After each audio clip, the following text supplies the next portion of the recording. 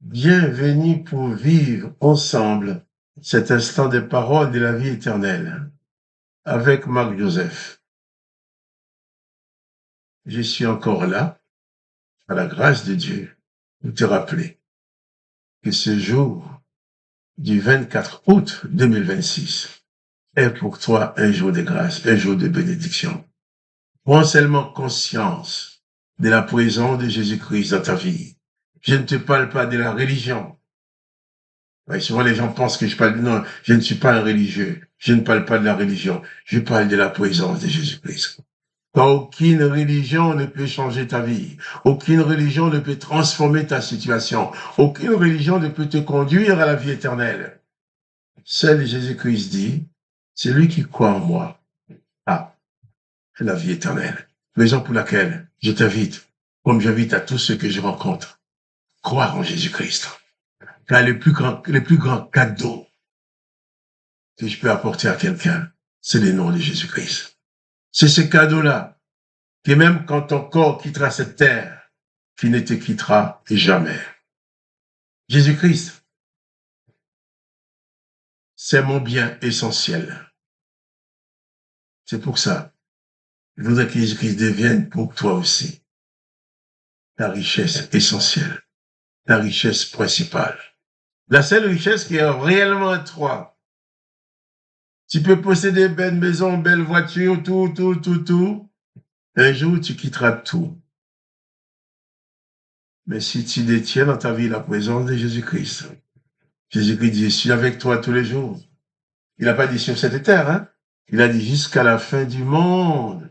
Parce que même quand le monde sera plus, Jésus-Christ sera encore avec toi, ou du moins toi, tu seras avec lui, dans son royaume. Hier, nous avons lu ces passages où Jésus dit à ses disciples, voici, je vous ai donné pouvoir. Je vous ai donné le pouvoir de marcher sous les serpents et les scorpions et sur toute la puissance de l'ennemi, et rien ne pourra vous nuire. Jésus-Christ n'est pas une voiture, un véhicule blindé qu'on peut quand même faire sauter sur une mine. Jésus-Christ, c'est le Fils du Dieu Tout-Puissant qui est venu pour faire sa demeure en toi, pour te mettre en sécurité, pour mettre en sécurité ton esprit, ton âme, et ton corps, même ta vie, ton éternité. Il assure ta sécurité même après la mort. En plus, ce que les disciples n'avaient pas compris, c'est que Jésus leur avait donné quelque chose que l'Éternel n'avait jamais donné aux hommes. L'Éternel promet à ses serviteurs d'avoir des richesses, d'avoir des grands biens, il leur donne beaucoup de choses, beaucoup de richesses. Mais il n'a jamais donné à l'un d'entre eux, pouvoir sur Satan. Au contraire, Saïl, le roi d'Israël, aurait pu avoir le pouvoir. Un démon est sorti de l'Éternel pour aller le tourmenter. Job, fidèle serviteur de l'Éternel, aurait pu avoir le pouvoir. Non, l'Éternel l'a livré volontairement à Satan pour faire un pari. L'Éternel voulait prouver à Satan que c'est lui qui allait gagner. Alors il a livré Job. Donc, lorsque l'Éternel voulait envoyer Akab à la mort, il a envoyé des esprits de mensonge sous ses propres prophètes.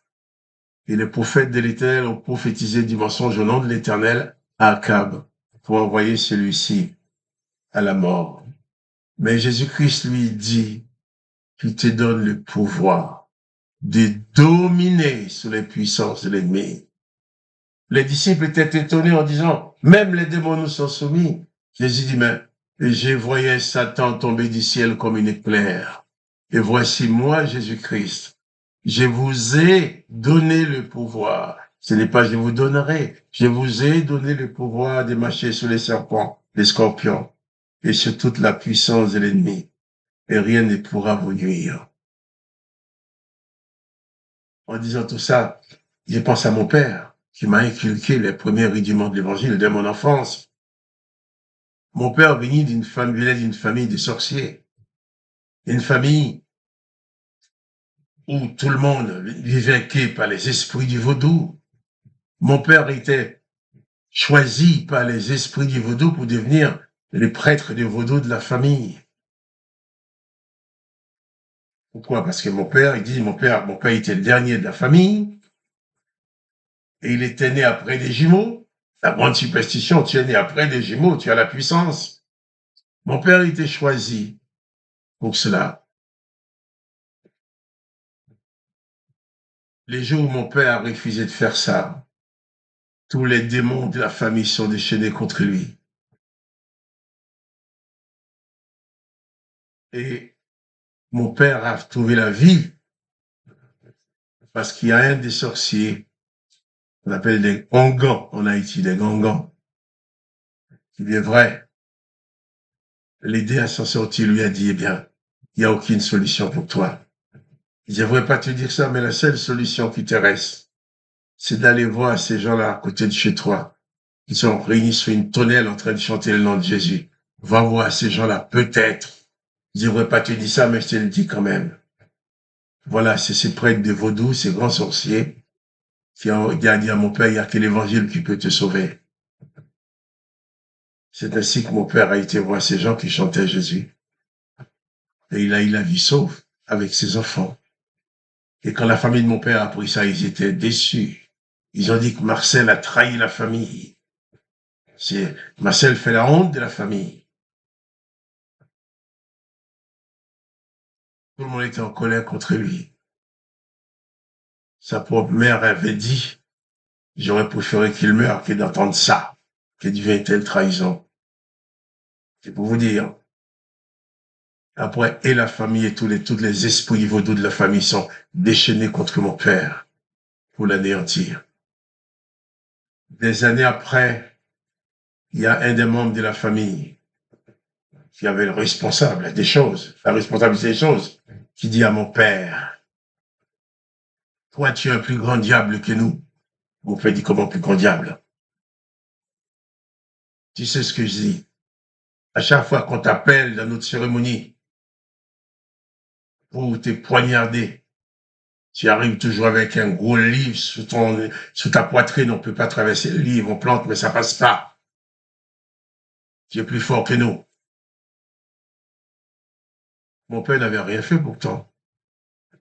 Il avait fait que recevoir Jésus-Christ dans sa vie. Je me rappelle aussi, pendant une période, je vivais chez une de mes tantes, qui était aussi une voyante sorcière de la famille. Je suis resté 6 mois chez elle. Et tous ces esprits qui travaillaient avec elle l'ont abandonnée parce que j'habitais chez elle.